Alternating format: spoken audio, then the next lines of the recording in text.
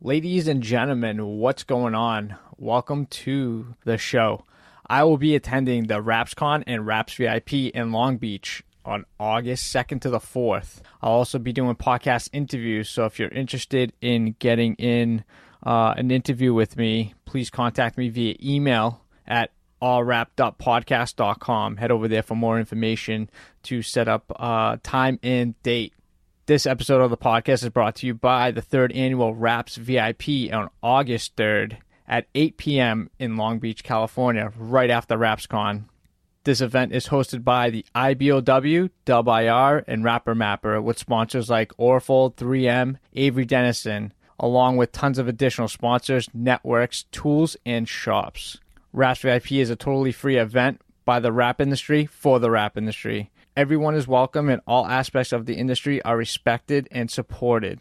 They'll also be having a classic car show with wrapped cars from the 50s and 60s. And what's an event without a little bit of competition? So they'll also be doing a die-cast car wrapping competition. There'll also be a live broadcast with yours truly from the Raps VIP event and some sit-down talks with some industry leaders. For more information, check out rapsvipevent.com. They'll also be posting some information and some updated stuff on their social media account. So head over to rapsvipevent.com to get any more additional information about the event. Now here's a brand new episode of All Wrapped Up. Certifications are crucial. Take the time. They'll pay for themselves quickly. Be humble. I think I heard Justin say somewhere, all we do is lay stickers, guys.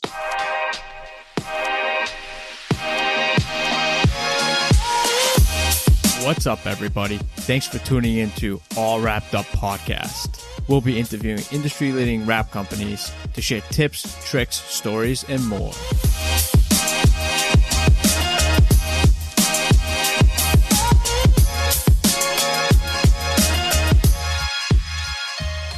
All right, so we'll go live. Today's guest, we've got Charlie Trujillo from LE Raps. What's going on, brother? Hey, what's going on? Thanks for having me. Yeah, anytime, man. I appreciate you taking the time out of your day to come on the show for a little bit. No, it's an honor. Definitely appreciate the reach out. Much appreciated. Definitely. Typically, how we usually start off the podcast is I like to get an inside look at what you got going on for this week at LE Raps. This week is actually a pretty good week. We got a big contract here in Oklahoma City for doing gas stations. So we've been consumed with that, of doing interior wraps for, I'd say, the past 6 months, and it's going to consume our lives for the next future. Yeah. Don't know exactly how long it's going to roll out. It's great repeat business, but we definitely earn it. But other than that, I've been doing a lot of desk work here recently. Today I was setting up files for this and that. And, rap wise, I know we have a couple transits to do this week. I know, Amanda and Alex were working on a boat wrap today. Nice. But yeah, we kind of hit across the board. We have a lot of stuff going on. Lots of variety, which is good. Yeah, definitely. Lots of variety. We do it all. Some better than others. We're trying to figure that out moving forward. Yeah. Definitely. So what type of projects as far as the gas station stuff are you doing? You doing a lot of signage, a lot of advertising stuff for them, or? Full interior wraps. Wow. So we'll go into an old unit, and the contractors have already gone through and, prepped the walls and put FRP up, or, taken walls down or put walls up. And we basically just wrap all of it, from, the cabinets to the walls to around the, there's beer caves, the exterior beer caves, the fountain area. I mean, it's a lot. It's a lot. Damn. Is it all digital print stuff, or just like color change or die knock? No, it's all digital print. They send us the files, and they're just, as I like to call, set up as a mock-up. Yeah. They're not real.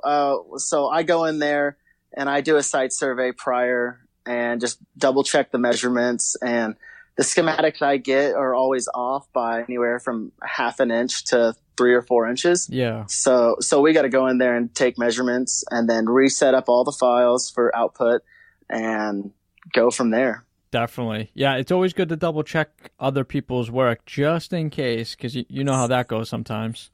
Yeah, it's pretty amazing. I mean, before I was, in the industry, I knew how to use a tape measure, but, some people don't. No, definitely. Yeah, reading those 3/8, 5/16, it gets tricky once in a while, and it only takes one wrong measurement to screw up a bunch of panels. Yeah, I think what it is just the process of the person that's doing the field measuring to the designer and then to me. I think it just gets kind of screwy at some point. Yeah, communication is definitely key. Let's get into, as far as your team that you have. I mean, you've got a large crew between, the couple different companies you have going on in Oklahoma, but how do you manage such a large group of people? Man, that's a great question. If I had an answer, I would definitely give you it. No. It's difficult. But we have a kick-ass team. I went to the Avery Dennison boot camp recently, and Don Duver mentioned that he has a bunch of velociraptors in his shop that they'll just eat you up. Yep. Just a bunch of madmen and women. And that's how I truly feel about our team. Every person in the company, holds a key position. But as far as managing them, it's something that we're taking day by day. The recent acquisitions that we took on the last 8 months to a year expanded our team, not so much people-wise, but contract-wise. And, we have a new location, so it's difficult to manage, 22 people between 2 locations. Yeah, that's a lot. It's a lot of people. Do you have a separate manager for the other location, or do you kind of float between both locations throughout the week? No. So when we had the acquisition go down, we moved one of our key players from our south location to the north location. Mm-hmm. It's a much smaller team. Okay. So it's only 4 people at that unit, Wow. at that location. But they're full production, everything. So our key player from south that moved up north, he's been with us for a long, long time. He knows his shit when it comes to basic signage. Like he's a vector guy. He's a font nerd. Like he knows what he's talking about. So he was a smooth move over to that position to help us manage that location. That's awesome. So in one location you have up to 4 people, and then at your main location, how many people do you have working at that facility? We range. It's I think it's about 18 right now. Wow. We just had a guy quit recently, and then we had another guy yesterday put in his 2 weeks. It's difficult, finding quality help. I'm not saying the guys that we recently lost are not quality. That's not what. Don't twist the words here. But no, it's just it's difficult to that there's a lot of people, a lot of moving parts. We do small jobs to extremely big fleet jobs. So our environment, as much as we try to regulate it and keep it moving smoothly, guys and girls are getting pulled off here and there to work on other things. Customer waits or hey, this needs to get busted out real quick. It came in late. Yeah. So it's a little difficult. Yeah, definitely. How like your turnaround as far as employment, having such a big group, how often? Oh man, our turnover rate is extremely low. We are fortunate enough to have like the gentleman that we moved, Mike Horton. He runs our north location. He's been with us for I'd say 15 years, like wow. a long time. And then as far as the rest of our employees are rather young. We have another guy that's been with us about 15 years. My wife and I and my brother have been with the company, obviously a very long time. And then the rest of the employees have been with us for a handful of years. I think our most recent employee was the one that just put his 2 weeks in yesterday. Mm-hmm. The guy that was working with us that quit about 2 weeks ago, he had been with us for about 3 or 4 years. And then other than that, everyone else is, it ranges from 4, 5, 6 years. So we're fortunate enough to keep, folks in house. And as far as like coming into your location to apply, do you go through like a vetting system where they come in and they kind of show themselves to you as far as what they can do, or is it people that really don't know much about the industry and you kind of molding them as you go along?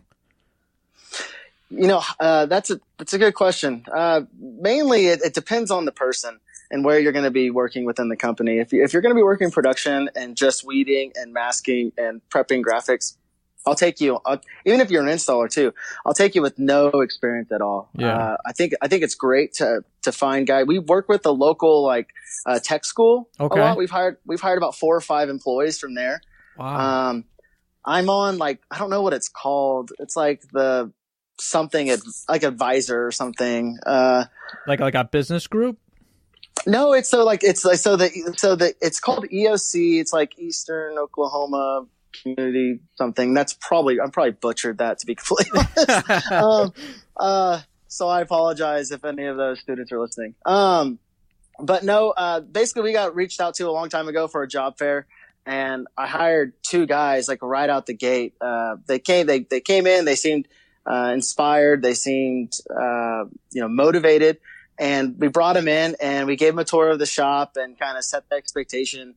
And so we've done that route a bunch. But other than that, if someone walks in to apply and they say, I've been laying graphics for 15 years or whatever that may be, we do a test and we find out what they're good at. If you tell me you're good at wraps, I want to make sure you're good at wraps. If you say you're not good at wraps, cool. No, not a big deal at all. I just want to know exactly, what your strong points are and where you'll fit best. Right. And that's always good, having people come in and false advertising or saying, yeah, I can do this, and then you're checking through the work and you've got some rough cuts and we all have our bad days, more good than bad, but when you see that, you're just like, oh geez, gonna have to redo that panel or something scary. Yeah. Oh yeah. I mean, I feel like just based off experience, a lot of people in our industry will say, yeah, I know what I'm doing. I'm very good at it.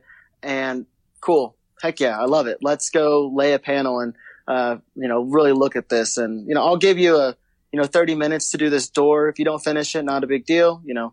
Just make this line straight and centered and, don't take the handle off and work around it. Right. Here's knifeless tape. Here's your squeegee. Here's your knife. Let's see what you got. And, sometimes they kick ass and sometimes they don't. And if you don't, perform well, that really gives me, that's a nice, looking into the future of, how you portray yourself or portray me within a company, if that makes sense. No, totally makes sense. You had mentioned too, you had just done the boot camp, and I know the boot camp was just a few weeks ago. What's your, what was your take, away from that, boot camp? What'd you like about it? Man, I can't say enough positive stuff about that. For all the rappers out there, business owners, whatever, freelancers, when the next one comes up, if you have the funds and it's somewhat near you, take the time off. It's worth it.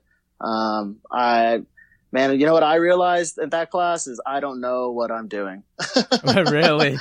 I mean, of course we know what we're doing. We have a successful gig here in Oklahoma City, but, we were a mom and pop shop for years and years and years, and we grew from a handful of years ago to where we are now. I mean, it's been a slow and steady hike up, but we didn't have these processes in place. Right. And the bigger we get, these processes have to get dialed in, or we'll end up losing a lot of money, eating our lunch, screwing something up. Quality will go down, something. And I want to make sure that we don't get to that point.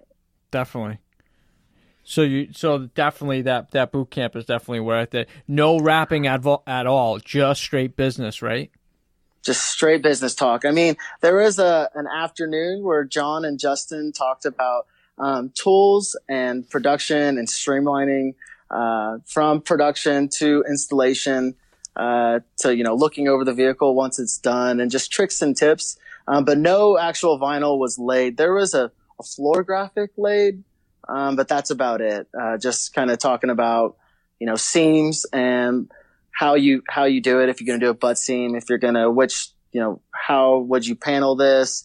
The way they had it set up was genius. I mean, I left super motivated, just like super. Me and my wife went down there. It was in Dallas, and we're in Oklahoma City, so it's about a 3-hour drive. Yeah. And we're cruising back, and we're 100%, well, actually the night before, it's a 2-night class. We're hanging out in the hotel room with our pen and paper saying, okay, we need to do this. We need to do this. And just, nerding out on our business and the industry, and, really trying to dig deeper into what we've, started and where it's going to take us. Definitely. Have you already put a couple of those tips and tricks coming from the class into your day-to-day already?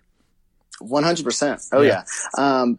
Not 100% anything's been implemented, but we have already had multiple meetings and started getting paperwork in order for just some better processes. Leaving the class, me and my wife realized that we don't have any proper process. Obviously, we have a process of how we sell a job, to when the customer comes in, to how we discuss the job, how we take deposits, how we do the install, and then hand the keys back to the vehicle. Of course, we have our own way, but the way I do something is slightly different than the way my wife does something, or the way that Matt or Davis or Brett do.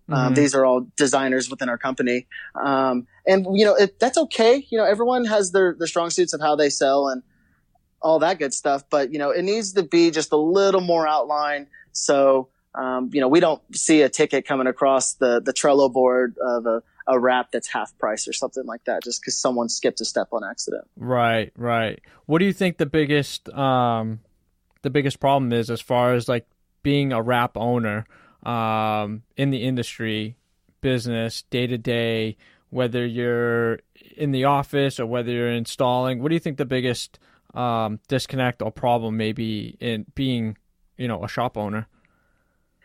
Man, I think one of the biggest problems for me and my wife and my brother-in-law Justin, is there's not enough hours in the day. Yeah. We're all wearing multiple hats.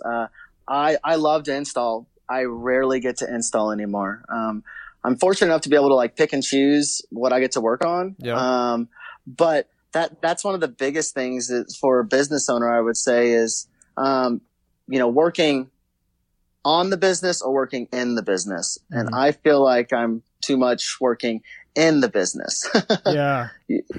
So that's where we're at right now. And, it's something that we knew before the business boot camp, and it's something we've been discussing for a long time, years. And, it's hard to let go. I've already let go a lot. I used to be a big old baby and would not, let some of my guys do wraps just because I was afraid of the quality. My name was on it. My family's name was on it. I wanted to make sure it was up to my high standards. Yeah. And, I had to let that go and let my guys mess up, because how did I get in the position I am with installation is I messed up a lot of stuff. Right. And it was good. It was on your dime, but when it falls a little bit harder when it's someone else, and then you got to pick up the pieces or pick up the tab on someone else's mess up on a quarter panel or whatever the case may be. It's a little bit tougher, but I think that's a huge topic, that us as business owners need to let that go.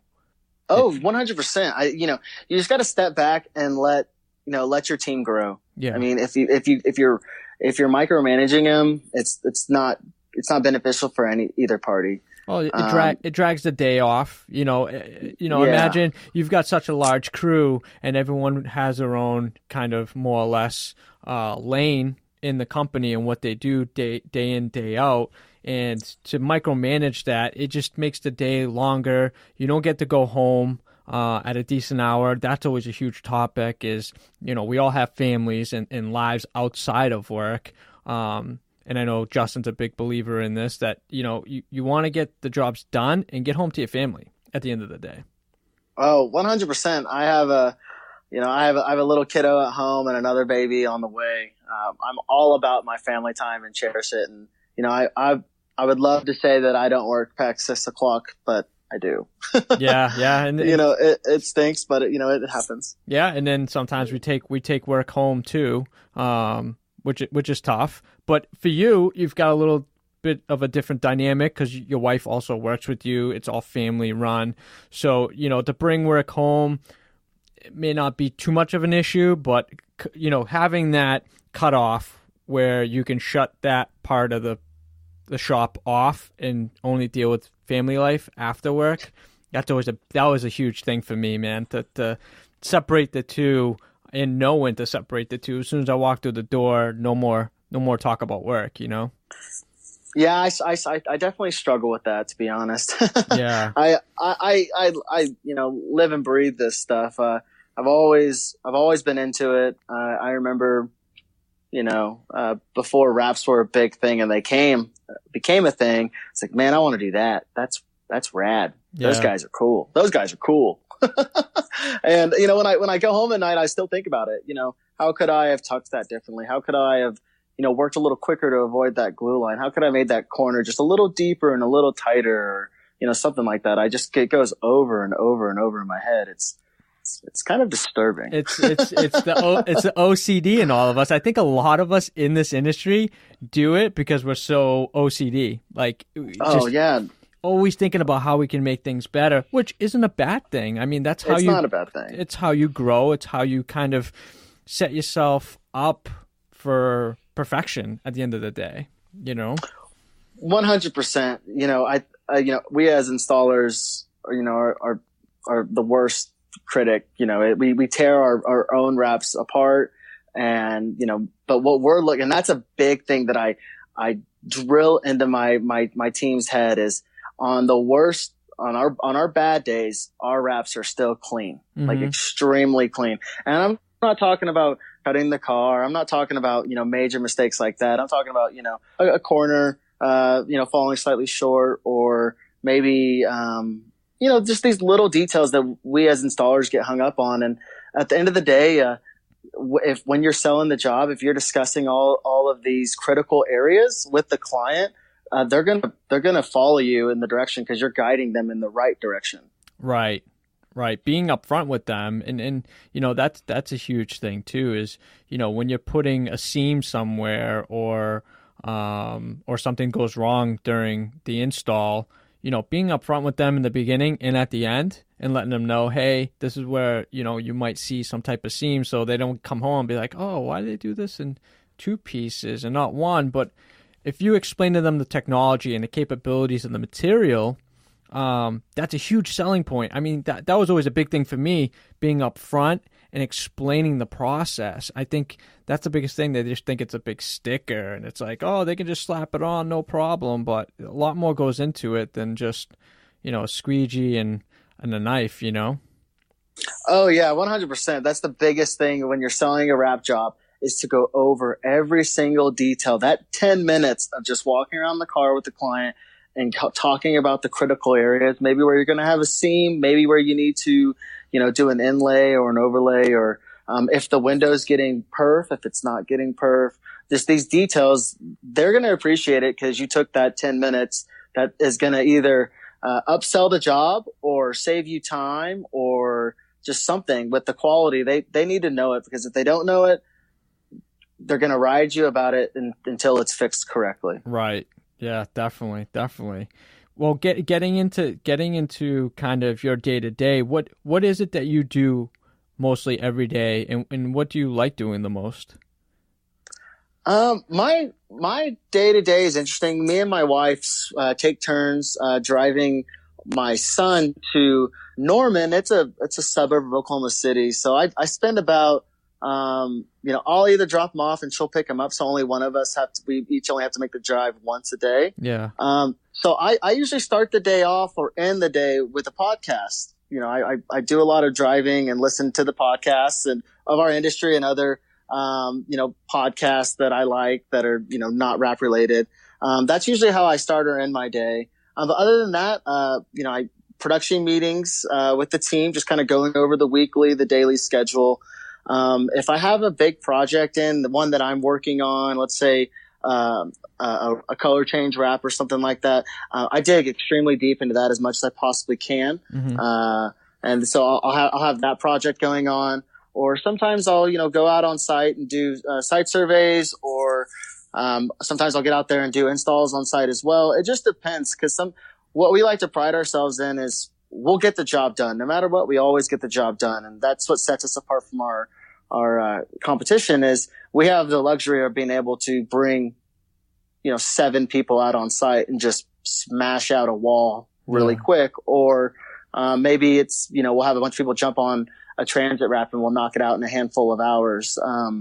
It just depends. My day-to-day switches a lot. I wish I had a little more structure, but that goes back to the processes and just, organizing our business a little better. So that leads me into our next question is, how did you get into the industry? So I grew up in the industry. My parents started Lettering Express in 1988. So, I was a little shop rat. I think, Chuck was talking about it, and, how he was a sign painter and all that good stuff, and, doing all that fun stuff. But, we were a traditional sign shop. 1988, my stepdad, started the business. And I grew up, coming to the shop and annoying all the installers. I was that seriously, I'm straight up, man. Me and my sister Jade, we were, the ones running around and tripping over people and, blabbing people's ears off. But, so that's how I personally got into the industry. And, I don't know. I have like a tale, and I don't know if you want to go into it now or go into it later, but of how LE has become what it is today. Yeah, whatever, man. We got no time frame. If you ain't got nowhere to go, I love to hear stories like that, man. From the get go to where you are now. I love diving deep into these conversations. Well, yeah. So we have a goofy story. This is shit that you can't make up. So in 1988, my parents started Lettering Express with a much smaller location in Oklahoma City, and around my stepfather grew the business up, around 2006 from a 5-person, a single person shop to about a 5-person shop. And, in the meantime, I'm, an 8-year-old in the back of the shop, taking multiple layers of 651 material to create a Bugs Bunny, or wrapping a license plate with, a red film, and then, hand cutting Charlie's Room or something. So that's how I kind of, got into it as a little kid. My parents used to say when we were kids, who wants to come to the shop this weekend, and we'll have a weeding party and you guys can make $10 an hour, kind of stuff like that. So as a kid, we were always running around the shop. As far as my brothers and sisters, we've all worked for the company at some point. But around 2006, my parents sold the company because they were wanting to move to Norton, Kansas. It's a small northern town in Kansas that is pretty much damn near Nebraska. So they wanted to retire, do their thing. And I was a senior in high school around this time, and they sold the business to a gentleman by the name of Mike Lombardi. And at that time, I was about to move to Breckenridge, Colorado, and go do the snowboard bum thing. Not a care in the world, just go snowboard. And I think I worked at a deli. Nothing crazy. Nothing crazy, But like in high school and stuff, I always worked for sign shops. I worked for my parents. I worked for a fleet company called Stacy's Custom Stripes, doing lots and lots of like Brahms trailers and like Love's trailers. I don't know do you guys have those up north? Is that a common thing? The trailers, we have some, but I don't know. That last one you had mentioned, the Love one. Yeah, Love's I think it's like country stores. It's a big gas stations. They have like big tankers and stuff. Yeah. Definitely. Yes. So I was doing that. And then in high school, I worked for, another company called Signs to Go in Edmond. And, This is 2006. So, raps were starting to get, pretty big. And this is why I'm saying man, those guys are cool. I wish I could do that. That's rad, But so I moved to Breckenridge and, was there for about a year. And when I moved to Breckenridge, I had no plans on moving back to Oklahoma. I love Oklahoma. I got an Oklahoma tattoo on my wrist right before I moved to Colorado. And, I'm never looking back, going to Rocky Mountain High. You know what I'm saying? And that was the dream of the 18, 19-year-old Charlie. And, everything went to hell, man. It was just my roommates ended up bailing on me. And I had this very expensive, apartment on the mountain. Granted, I could snowboard to my room on powder days. It was awesome. Wow. It was so rad. If anyone has the opportunity before you dig deep into whatever your passion is, go geek out in some snow or the beach or whatever you're into. Everyone needs those moments in life. I highly suggest it. Definitely. But, so everything went, kind of to shit. And I was like, okay, I guess I'll go back to Oklahoma. I can always get a job for working at a sign shop. And I was going to get a job working at a sign shop when I moved to Colorado, but they all did woodworking signs in the area of Summit County where I was living. It wasn't, no one was really doing raps and doing all types of stuff like that at the time, at least not for my dumb ass that didn't understand Google at the time to figure out. But so I ended up calling Mike Lombardi, the owner of Lettering Express, to say, hey, I'm moving back to Oklahoma. I'm Charlie, Toya and Rich's son. If you need any help, give me a ring. I'm here. I'm about to move back in 2 weeks. And he's like, cool. I don't need your help. Later. Wow. I was like, sweet dude, killer. So 2 weeks passes by and I'm about to move back to, Oklahoma. And I get a call from Mike saying, hey, I have to let a guy go. Would you like to come work for us? And I was like, I would love to. And, so I moved back I remember this because at the time I was paying just an extremely high rent and, life was tough at this time. Yeah. And I moved back on a Wednesday and went to work at Lettering Express that Thursday and Friday and got my first paycheck to kind of get me back on my feet. Here in Oklahoma, I was living with a friend, at her house. And, she was, sweet enough to let me tend to her flowers and feed her dogs and stuff like that and live in her spot for free. She traveled a lot. So that was kind of the position I was in and it worked out a lot for me. Nice. But I come into my first day on the job at Lettering Express, my parents once owned business. I had lots of memories just looking around in the building. It had slightly changed, nothing too crazy.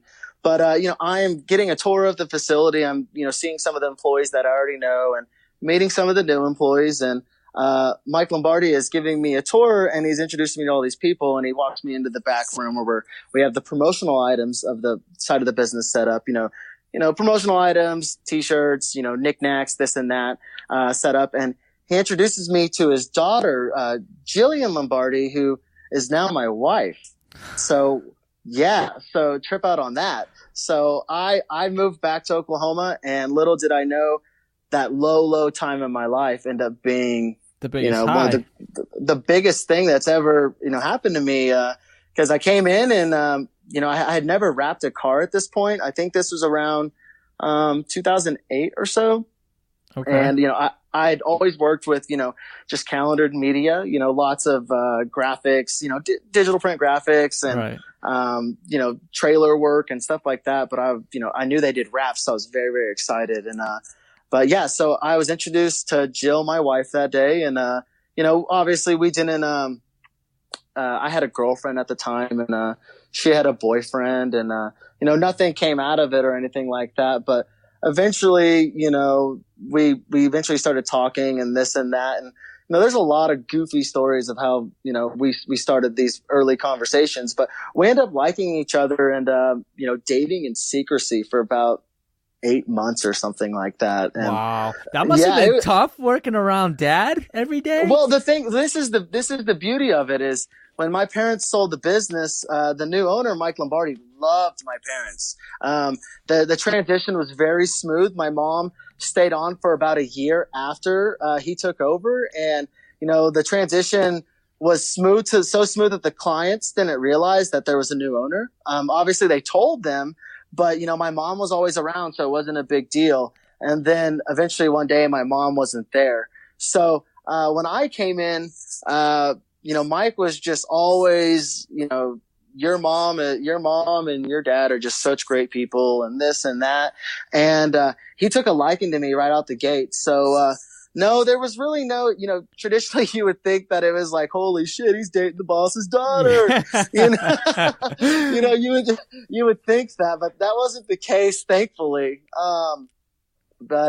Yeah, that's how myself and my brother and my wife, eventually my father-in-law retired, and myself, my wife, and my brother-in-law are running the business, and we have since hired my sister to run our social media. And like I mentioned before, we still have a lot of the older employees that have been working for my parents and for Mike for a long time. So man, like I said, you can't write this stuff, you can't make it up. It's just it just is what it is. It's wild. I was at the business boot camp last week, or a few weeks back, I was talking to John Duber, and I told him that story, and it was just, he's just looking at me like, you're high, like you're yeah. you're crazy, like what is this is a crazy story. And he's like, I would have never pegged that was the situation, and that's how it rolled out. But yeah, man, that's how it all rolled out. And yeah, I'm extremely thankful for my roommates bailing on me in Breckenridge, Colorado. Yeah, imagine if they didn't and you stayed in Colorado. You know what I mean? Oh man, who knows? What would you have been doing? I probably would have eventually moved to Denver and started laying wraps. Growing up, I always loved vinyl. I always took my parents up on working on the weekends and working for other sign shops and this and that. I worked we lived in the suburb of Oklahoma City, and my parents commuted into the office every day. So when I was in high school, I got a job at a sign shop around the corner, so I didn't have to commute and all that good stuff. Yeah. So, at the time, my parents had a really good business, and it really wasn't, dipping into Edmond too much. So I don't think it was like you're working for the competitor style situation. Right. It's funny how things come full circle, huh? Oh man. Yeah, it's definitely funny. Like sometimes I'll just sit back and look at stuff and, look at what the family has created, and it just blows my mind. For example, like for years and years and years, Justin, my brother-in-law, wasn't working for the company. He was doing something else. And, Mike was really trying to get him in, before he retired. And, when he finally came in, the dude was gold. It took him a little while to come around, but, his passion is, the kid's just, dripping with passion now. It's super exciting, to see what we've done with the business, and, what Mike took my parents' business, and then what we've taken the business since Mike has stepped out. And a lot of that, goes to certifications and training, like 100%. That really helps with getting your name out there. Definitely. Now, as far as like shirts and stuff, do you have kind of like the umbrella with a shop certified, or do you have it more, it's like certain people in your shop? Because by the way, I love that you call your rappers rap technicians. I think that's such a fucking cool name. Like that's what they are, right? I mean, it's just we just like say, yeah, I'm a rapper, but it just sounds more professional when you're just like, yo, I'm a rap technician. And people are like, what?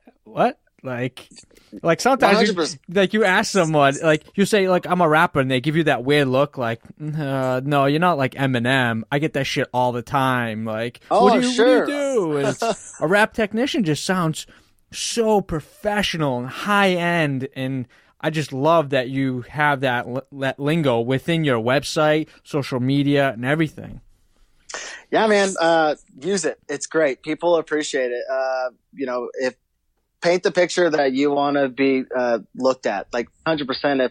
If you want people to look at you as a corporate company, do it. If you want your company to look like a mom and pop shop, do it. But I mean, it's whatever the vibe you create is the vibe you live in every day. So we want our clients to feel like they're getting a special experience. So, stuff like that, just little details like that really sets us apart. Oh, absolutely. In your apparel that you have, you've kind of got the button ups with the collars and things like that. It almost looks like you're walking into like almost like a high end body shop ish style where you're coming to get modifications to your vehicle or whatnot. It's just everyone's got like a crazy look and the style, and I'm sure the vibe is all the same.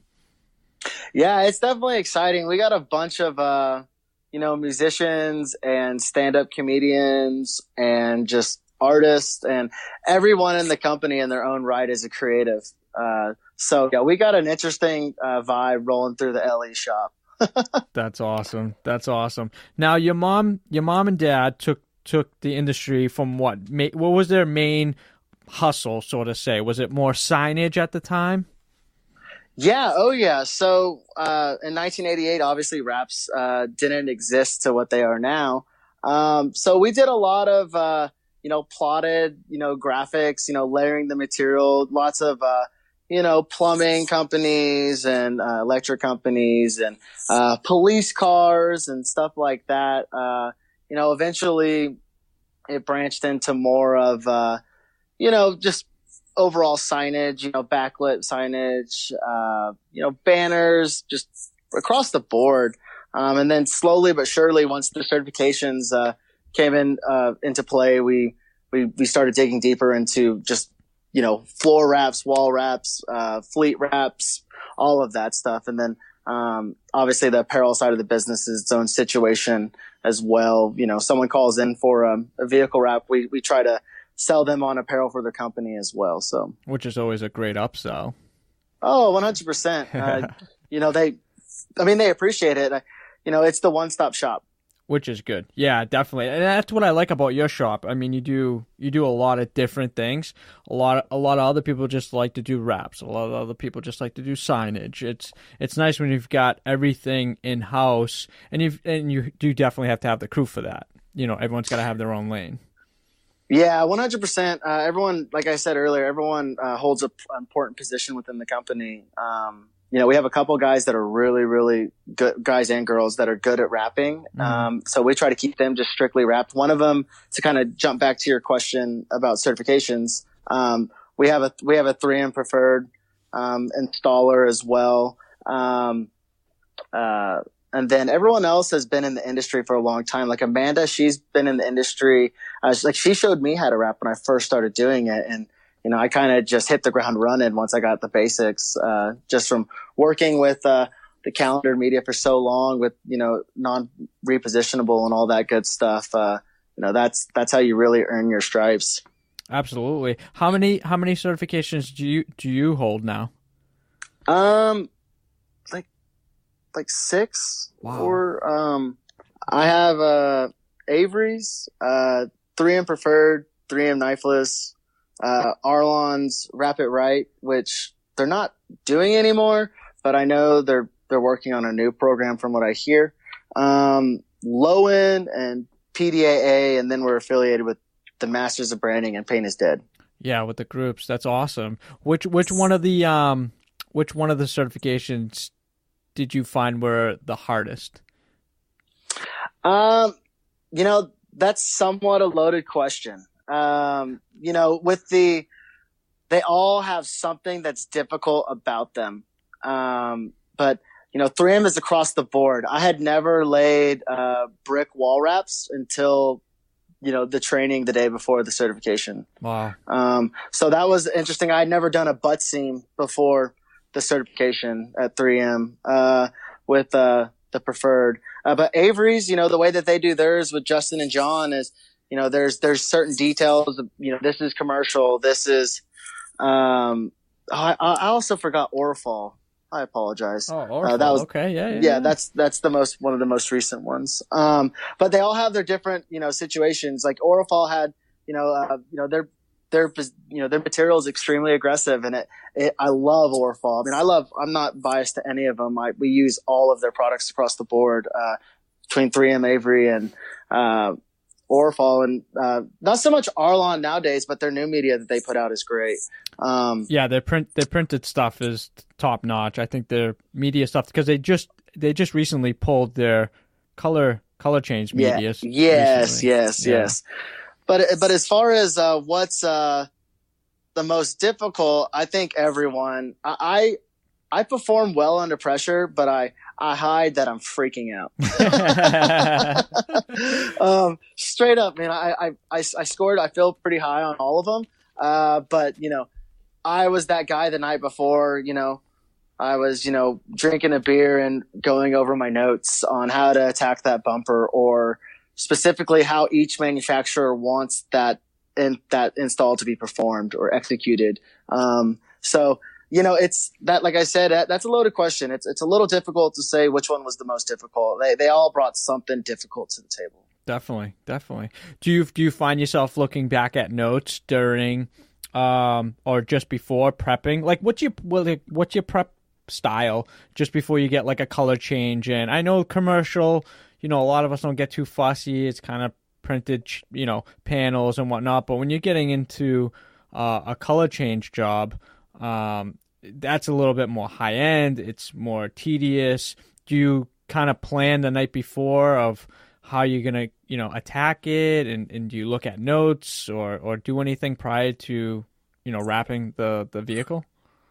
It sounds like super cheesy, but I do have a couple things that I do. I actually sometimes, like when I take the measuring tape to the vehicle to get my panels set up, I will sometimes make notes as well of, hey, don't forget this area right here you're gonna need to pre-stretch that, or make sure that you do an inlay here. That's pretty steep. Or but a lot of the biggest thing that I do is we keep a lot of our scraps. We have a huge scrap wall in our shop of different media types, and always I'm testing out a corner first. I'm testing out a recessed area. I'm wasting that material. I mean, it's worth it. It's better than, wasting a whole bumper because you didn't, get that pocket correct to, get down in that recessed area or something along those lines. Yeah, definitely. I totally agree with you on that one. Like taking just scraps of different medias. Don't throw out the roll just because you got like a foot left on it. You use it for a scrap or a test piece for something to make a template, because you don't want to use the media, because sometimes, especially now, man, the price of media goes up twice a year, sometimes once a year, but 3% every year. The stuff ain't getting any cheaper as the years roll through. So every little bit helps, and it helps to put more money in your pocket at the end of the job. Yeah, 100%. You definitely want to take that little bit of time, even if it's 15, 20 minutes or whatever that time frame may be. It's worth it in the end, because whenever you actually get down to, slinging that vinyl, you're going to save time. Oh, absolutely. I totally agree with you on that. Is a lot of your jobs, as far as the jobs that come into LE, a lot more commercial than color change? How often are you doing a couple color changes? I feel like our market is pretty good here. We lose a lot of color change business because I price them really high. Yeah. I can make a lot of money on a Transit Ford, and the client's going to be stoked on it. Yeah. And they're not going to be, eye fucking all the corners and all of that stuff. But I will tell you this, come to Oklahoma, our commercial wraps are tight. Like 100%. That's not what I'm getting at. What I'm saying is there's just more money in commercials. So a few years ago, when we kind of branched out the business to the LE wraps side and the LE apparel, we're no longer really using it, but the LE wraps has kind of made a name of itself, and so I was going to lots of car shows and Cars and Coffees and stuff like that, and really pushing the envelope with that, and like getting out there. And I wrap my car. I always color change my car, and I do it 3 times a year just to switch it up. And we'll go out there and do something like that to showcase color change and hand out cards and this and that. But I've been slacking on that lately, so we haven't been bringing in too much. But like we got like an old Skyline coming in soon. I just took a deposit on yesterday. I'm super excited about that. Nice. But I think the last color change we did, goodness, I think it was like a BMW something or other. I don't know exactly. We're not doing too much lately. I lie. I'm sorry. We recently wrapped, so Frank Fellers lives in Oklahoma. I hate to name drop, but, no, name drop is all right. We had Frank on here. He's a listener. Yeah, Frank's the man. So he lives in Oklahoma, and he does a lot of work with the local shops here.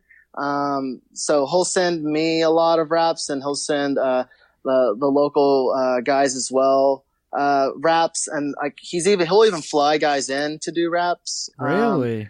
Yeah. So that guy is great. He is doing a lot of stuff, but I think I've wrapped a handful of vehicles for him the past few months. Personal vehicles?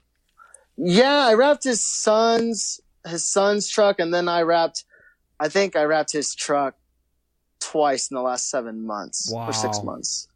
Yeah, he's always doing cool stuff. Yeah, innovator. Why not? I mean, he's got one of the world's largest wrap supply company. It only benefits him to have it changed up once in a while.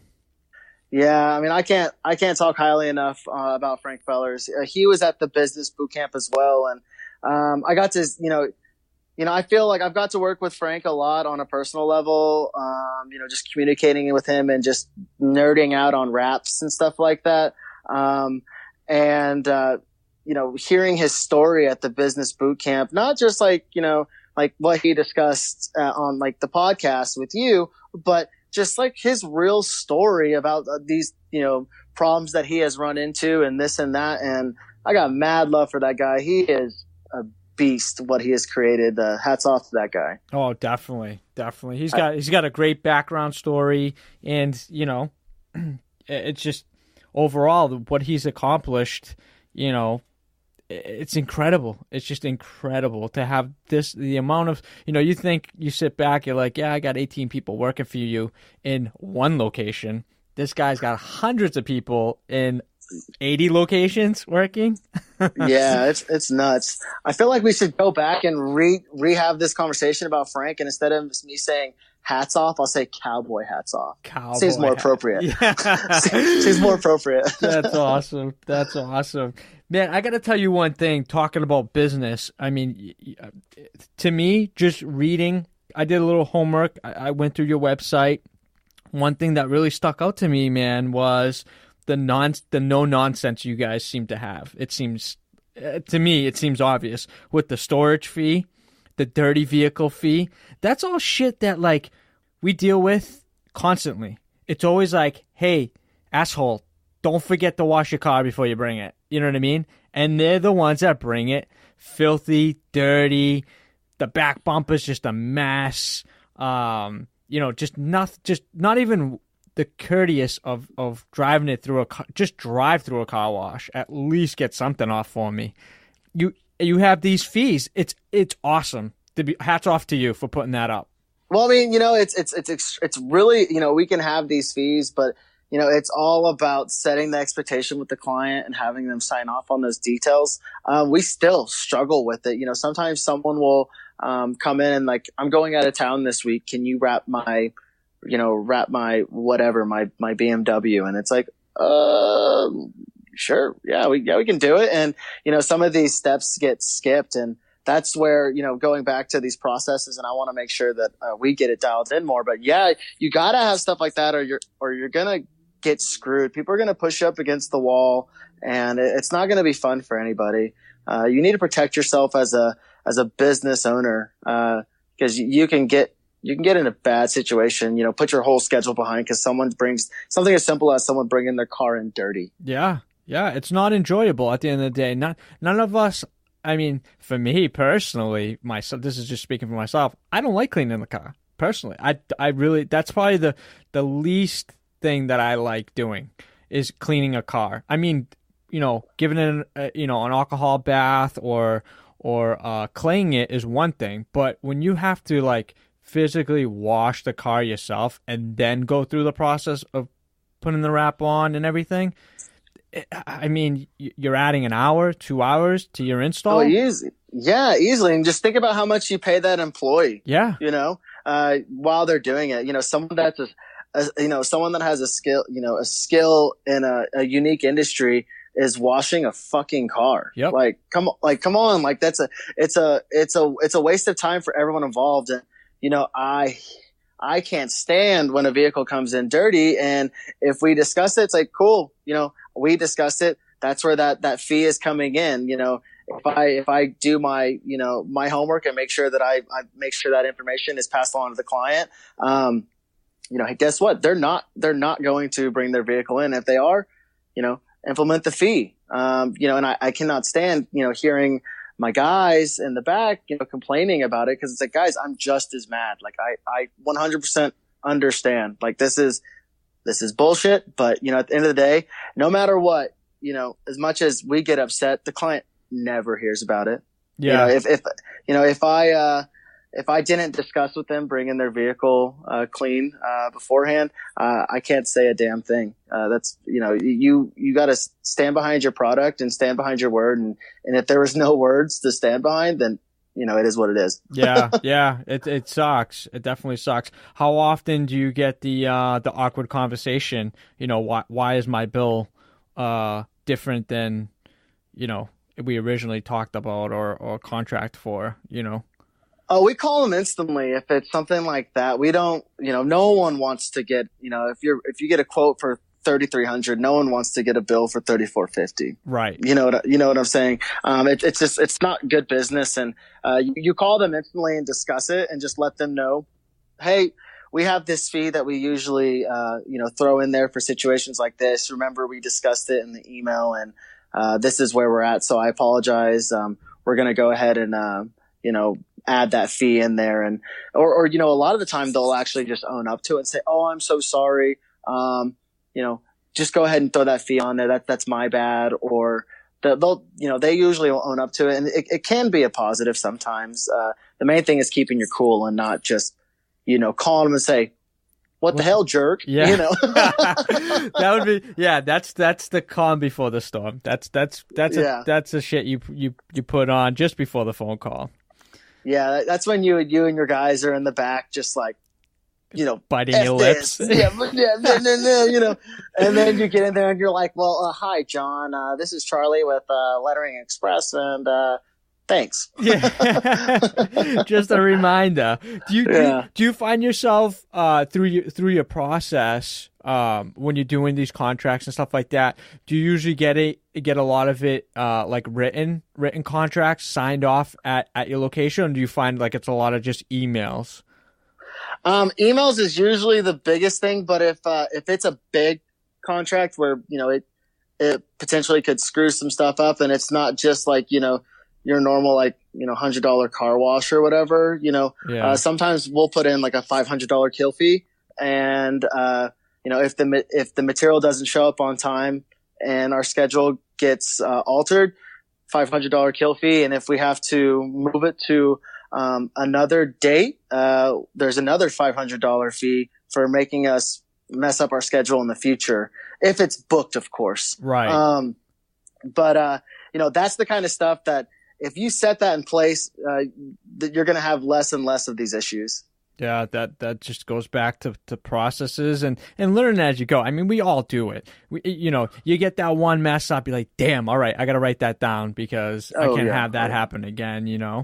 It's always a bummer when it you're first starting, but you have to keep your cool and learn that it's just a process. It's a learning curve, and you have to take it as you learn your lesson. Don't let it happen again.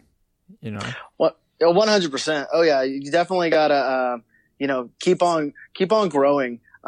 My father-in-law has a great phrase, and I'll probably end up getting this tattooed on me. I'm making a joke, but like it's like it's just, I love it. And like, I don't know if, I'm sure everyone in business has heard it, but crawl, walk, run. Mm-hmm.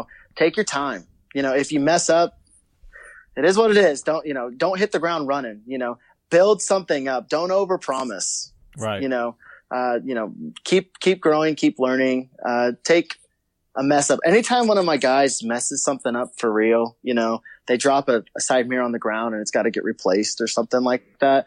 I just look at them and say, hey man, that's not coming out of your check. I'm not mad at you, but you're never going to do that again. Cause this moment right now, right. Like you're feeling it, that empty, that weird stomach turning thing right there, that, you'll never do it again. And that goes back to what I was saying earlier with, letting your guys mess up and stuff like that. It just, you'll learn as time goes on. Absolutely. Absolutely. I wanted to ask you, what drives you as far as your business, yourself? What makes you kind of tick? I would say, the last handful of years is, sales, and not necessarily just sales in the sense of I want to see our numbers get higher and higher, because of course I want to see that, but I feel like I'm a pretty good salesman. I'm relatable across the board. Mm-hmm. I'm the guy that walks in with my Levi's and my Vans and the button-up shirt to the meeting full of suits, and and they still dig it. They still are, listening and, just taking what I have, and believing in what I'm saying. I think that's something I really take pride in. That means a lot to me that I can still be me, mm-hmm. and, grow the business. And, knowledge is another thing. I love learning. If a new certification came out tomorrow, I'm there, like no questions. And I have a very, very busy schedule, but I always make time for education. And that's another thing is moving forward, I want to, I pass a lot of information off to my guys, but I really want to make sure that we are taking the time to educate our team, and, going back to processes. And, education is key. Education really keeps me driven. Yeah, definitely. Taking that information, that extra step, that extra, 1% or whatever, and bring it back home to give to your guys, where it's going to make them faster and productivity be better. I mean, that's huge. That's awesome. Yeah, 100%. Talking about that 1%, that one thing that you learn at that certification program is huge. Yeah. That's what's going to make that trip to wherever that was, or maybe it's convenient enough to be in your neighborhood or something like that. But that's what makes it worth it. You might be an OG and you've been in the industry, since back in the day, you were laying this and that and, whatever. It's cool, but, times change and you need to evolve as well. And, these certifications programs can really, set you apart, and you'll learn something no matter what. I don't care who you are. Yeah, no, I totally agree with you on that. Definitely. Who's one of your big influences? It could be non-related to the industry, but man, I got a couple. I think the top is my father-in-law, Mike Lombardi. He has taught me so much over the last 10 years or whatever it's been, as far as business, about just being a good person, and really I'm a hothead. I move pretty quick, and I've learned over the years to kind of sit back and, listen, that's where the crawl, walk, run comes in. Yeah. But what industry related, it's extremely, extremely cliche, but it's cliche for a reason. With Frank Fellers and Justin Pate and John Duver, I look up to those guys a lot. I'm pretty sure every person listening to this podcast has that same feeling. Those guys are solid, not just as vinyl wrap installers or business owners. They really are, looking for the overall good of the industry. And to me, that means a lot. I remember in 2000, I don't know, something. I don't know. I went to my first Avery training class, and I had never I knew who Justin Pate was, and I, really, I wasn't out as outgoing as I am now. And I just remember going into that class and, just keeping my head down and, listening and, just taking in everything everybody's saying. And, I was nervous because I was like, oh, I bet all these guys are really good and I suck, one of those kind of things. And, just the way that he talked to people and the way that, he was just teaching the class and he held himself. I admired it and was, was like, in my mind, I was thinking, how can I take, his professionalism and his demeanor and, use it for my advantage within my world, my business. And, those guys between John, Justin, and Frank, they definitely people I look up to for sure. Yeah, I would have to agree with you on that. They definitely set the bar really high, as far as business, but also too, as you know them as well, on a personal level, it's a completely different ballgame. You look at things a lot differently when you have had those heart-to-heart conversations with these types of people in the industry. I mean, they're human beings, you know what I mean? Just like us, it's just different dynamic, Yeah, 100%. That's the biggest thing is, social media is all, smoke and mirrors, as I think Bruno said that in one of the Rap Institute videos is, it's not real. And that's, it took me a long time to realize that, I was seeing all these things that people were doing online. I was like, dude, that's amazing. Like, how is that even possible? And, and it just took some, experienced people to be like, that's bullshit. Yeah. Something smells fishy here. That's not true, and, it's interesting the way the world turns. And, you're right. These guys have definitely set the bar and, for a positive direction for the rap industry. Absolutely. I think Justin's doing a tremendous job with the Rap Institute in guidance and creating more of a platform for everyone to kind of get on and get the right information. I think that's the biggest thing. Going back to that social media, it's like you said, it is a lot of smoke and mirrors. It is a lot of foolish things, but to have the Rap Institute as that big base, big brother, so to say, for the industry, for people to go to get the right information, he saw a need, he saw a niche, he took advantage of it. Oh yeah, I mean, if the Rap Institute was around when I was a little bit younger, and especially to where how far it is developed and grown to now, it'd be huge. I mean, these guys that are coming in now are so good because all the knowledge is there. Right off the gate, they're coming out big balling, dude, like crazy shops. It's, I agree with you on that. I do wish we had a lot of this, but at the end of the day, I look at it, and I'm sure you do too, is you had to pay your dues, you had to make mistakes, and you probably learned a little bit more doing the wrongs than having it kind of already there for you. You know what I mean? Oh yeah, 100%. I mean, the fact that the material has evolved and the adhesive technology is where it's at. Yeah. It's a little too easy for the guys coming out, but at the same time, just because you can get it on, getting the material on these days is pretty easy. You have the glue line issue, but, you still got to be able to trim it out and not damage the vehicle and this and that. But, all these, these big heavy hitters, the Jim Millers and the Dubers and the Pate and whatever, these guys out there, they were playing ball with that highly aggressive media where you got one chance. And if you don't get it right, do over.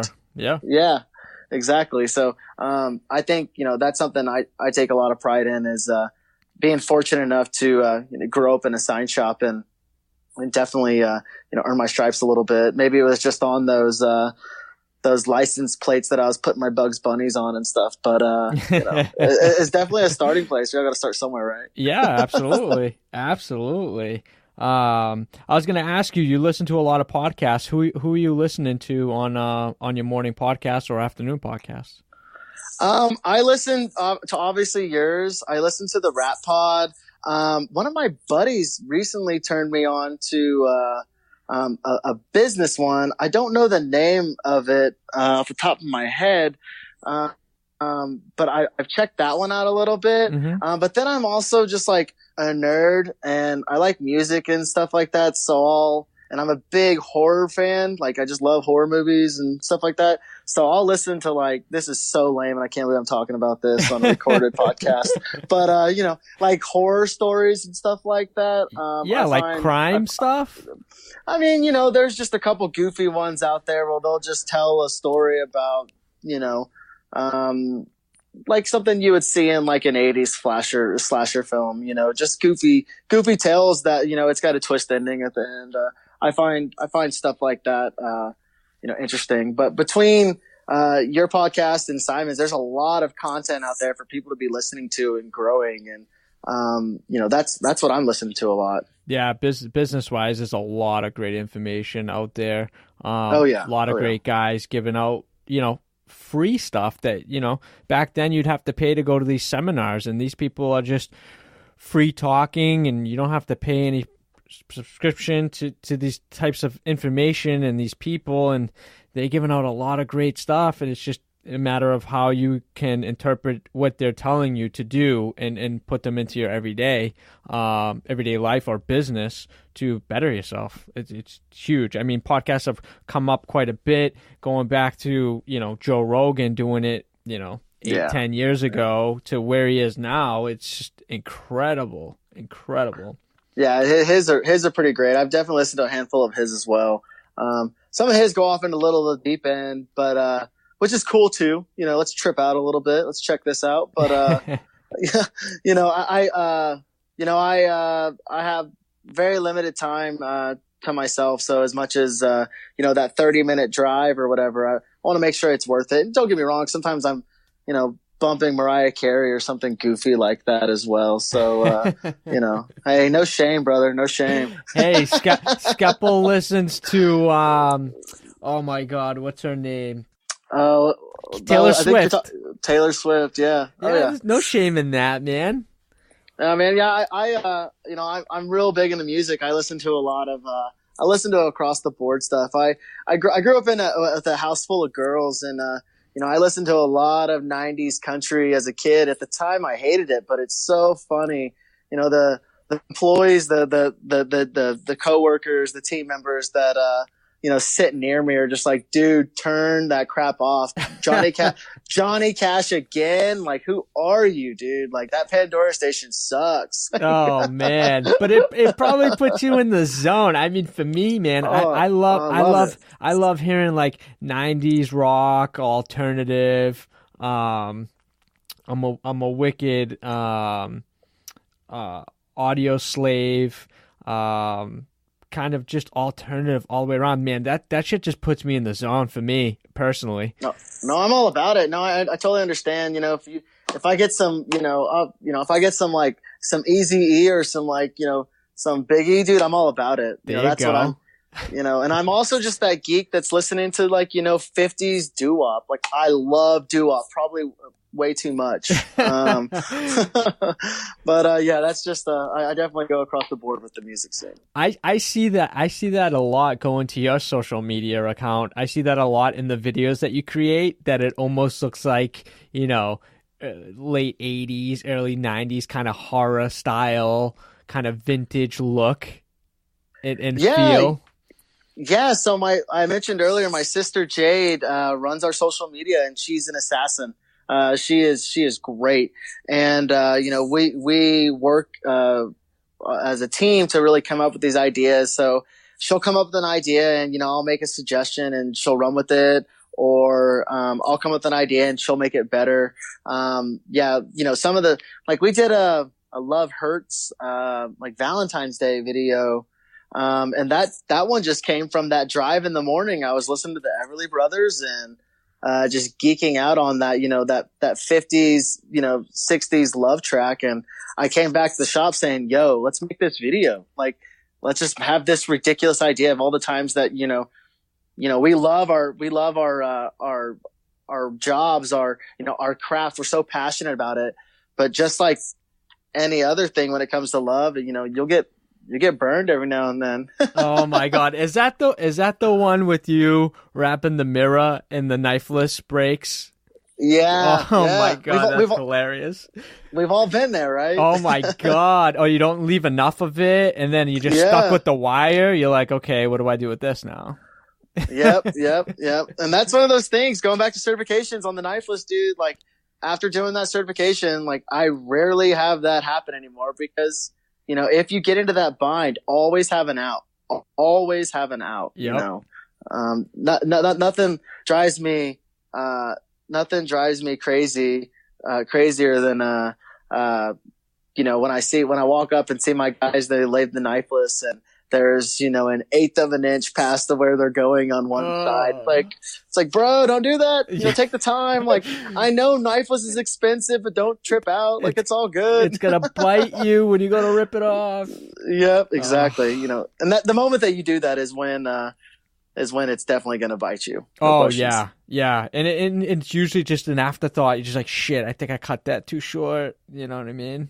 100%. Oh, man. Dude, this has been an absolute pleasure, Charlie. I really appreciate you coming on the show and, you know, sharing your background and your experiences and what you're doing at LE, dude. It's incredible. Hey, man, I definitely appreciate it. It's been a blast just hanging out in the LE showroom and you know, talking raps. You know, I love it. I appreciate it, man. Yeah, man. I appreciate you, man. Is there anything that you may want to talk about that I may have overlooked or we didn't bring up during our conversation? No, the only, you know, if I had any advice for all the people out there listening is, you know, certifications are crucial. Take the time. They'll pay for themselves quickly. You know, be humble. You know, I think I heard Justin say somewhere, you know, all we do is lay stickers, guys. Seriously, I'm not trying to dumb it down, but you know, make sure you know, you're not over here thinking your shit don't stink, and you know, everyone else sees it. You know, be humble and never, you know, keep on learning and you know, take it little by little. And I'll say, I think this might be the third or fourth time, but crawl, walk, run. Yeah, definitely. Great piece of advice right there. Well, Charlie, let everybody know where they could find you on social media and your website. Yeah, you know, you can go check out leraps.com. We have LE Raps OKC and Lettering Express on all the major platforms, Twitter, Instagram, and Facebook. Definitely give us a follow and stay up with the goofiness that we're putting out. Oh, for sure. Never a dull moment at your IG. It's awesome. Thank you. Awesome. Charlie, again, I can't thank you enough for coming on the show and taking time out of your day to talk. And I wish you and your team nothing but the best for 2018. Hey, definitely. I definitely appreciate it. And I hope for nothing but the best for you and your future endeavors. Thank you to everyone for tuning into the podcast, and thank you to our sponsors. Thank you to the third annual Raps VIP event in Long Beach, California on August 3rd. Make sure to head over to their website at www.rapsvipevent.com for more information. And thank you to all our listeners. If you liked our content, share it. Give us a rate and review. Till next time, folks, that's a wrap.